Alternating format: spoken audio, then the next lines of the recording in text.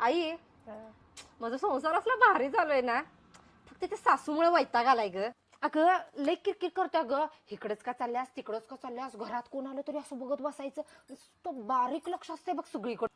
अगं तुझ्या सासूचं बारीक लक्ष आहे ना, म्हणून तुझा संसार चांगला चाललाय. कसं काय? उलट ती नसती तर आम्ही दोघं नवरा बायको राजवार आणि कसलं बाहेर राहिलं असतं.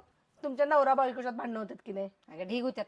हा, पण त्या सासूच्या धाकामुळं तुम्ही तेवढंच आवर्त घेताय की नाही आणि भांडणं मिटवताय. भांडणं आवरतोय आणि मन दाबून बसतोय आणि वरने त्या सासूचा लेक्चर ऐकायला लागते. आमच्या काळात असं नव्हतं, आम्ही नवरा बायको असं करायचो, व्यवस्थित समजून घ्यायचो, एकमेकांना समजून घ्यायचं आणि ह्याव त्या भांडणं झालात म्हणून कुणाला फोन करून सांगावं मैत्रिणीला ते मनातलं, तरी तर सासू अशा टपूनच बसलेली असत्या. कुणाला फोन लावतीस आणि काय? ती ऐकवत्या म्हणजे तिच्या अनुभवाची बोल ती तुम्हाला सांगत असत्या आणि नकळत त्याचा फायदा हा तुमच्या संसारासाठी होत असतोय.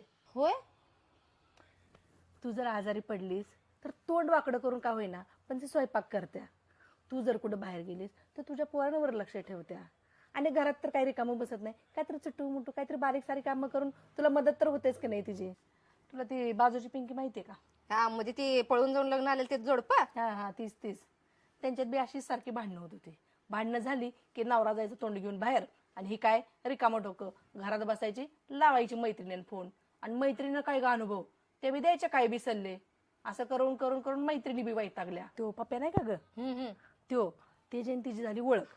मग ही काय ग जरा मन हलकं करायला म्हणून आपली त्याच्यासमोर आपल्या गारांना मांडत होती. त्यांनी बरोबर तिचा इमोशनल फायदा घेतला आणि गेला. झालं का नाही? मग नवऱ्याने बी दिलं सोडून, झाली दोघांची सोडचिट्टी आणि आता बसले बोंबलत. तो बी गेला. ते बी गेला. अवघड आहे बाई.